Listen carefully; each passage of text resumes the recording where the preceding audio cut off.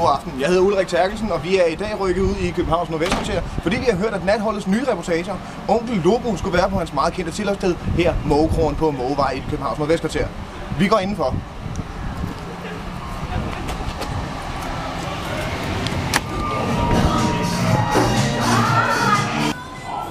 Jeg er Ulrik Terkelsen, og vi er nu kommet indenfor på Mågekrogen i Københavns Nordvestkvarter, hvor med natholdets nye medvært, Onkel Lobo, sidder her og vil forklare, hvorfor det er. Han er natholdets nye medvært. Velkommen. Tak. Velkommen til kontoret. Tak. Altså, Anders og drengene, ikke? Agnes der. De har jo startet et frit fald. Ja, de har jo startet et frit fald mod afgrund. Vi har ladet den her lille competition gå i gang, ikke? De lader simpelthen pøbelen komme ind inden for dørene og sidde og lukke en masse lort og skal være medvært på det der. Og de klip, jeg har set på YouTube, det er ganske inkompetent, ikke? Altså, det jeg tænker, det er, at jeg må sgu rette op på det her. Jeg må være puden, de lander på, ikke? Jeg må være ham, der afbøder faldet for mine venner inde på TV2 News, eller hvad fanden det hedder. Ja. Er det essensen i det her er jo bare, at det de laver på natholdet, det er jo ganske elementært, ikke? Nu har de jo gjort det et stykke tid, og jeg kunne vidst, de gør det da godt nok. Selvfølgelig gør de det. Anders er en sjov mand, men faktum her er jo bare, at det de sidder og laver, altså deres akademiske holdninger, deres punktjournalistiske vinkel på, hvad der er, der foregår ude i samfundet, det skal gøre og lade. Det er noget, vi har gjort hernede på Måge i mange år, ikke? Fordelen ved mig er jo essentielt, at jeg er en jordnær person, en proletar af rang, ikke? Altså, jeg lever af drømmen, du ved. Jeg tegner på mig selv.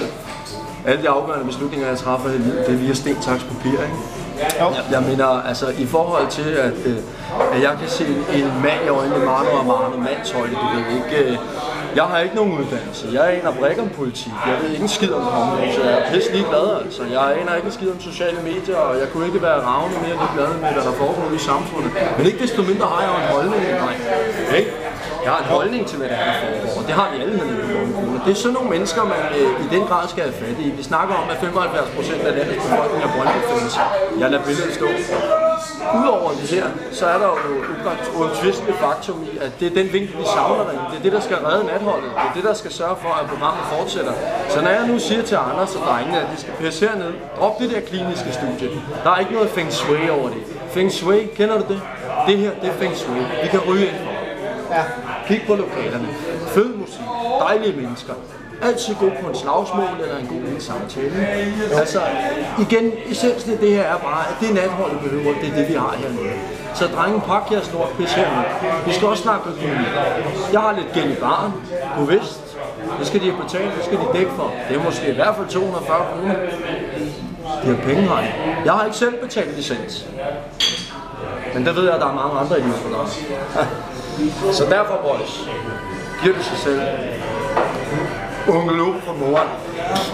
Er den nye medvært på TV2 natholdet? Uomtvisteligt. Og hvis ikke jeg låser Anders og pinden, så ved jeg ikke noget.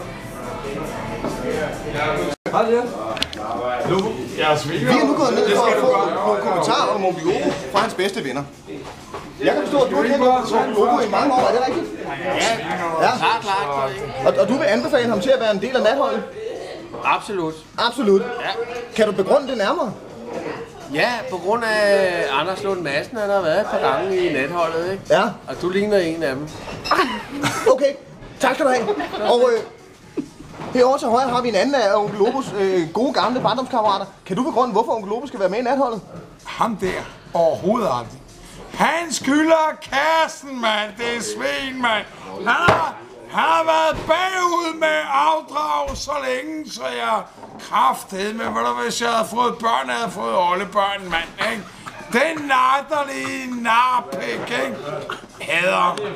Så det vil sige, at der er et økonomisk incitament bag, at han skal være en medvært på natholdet?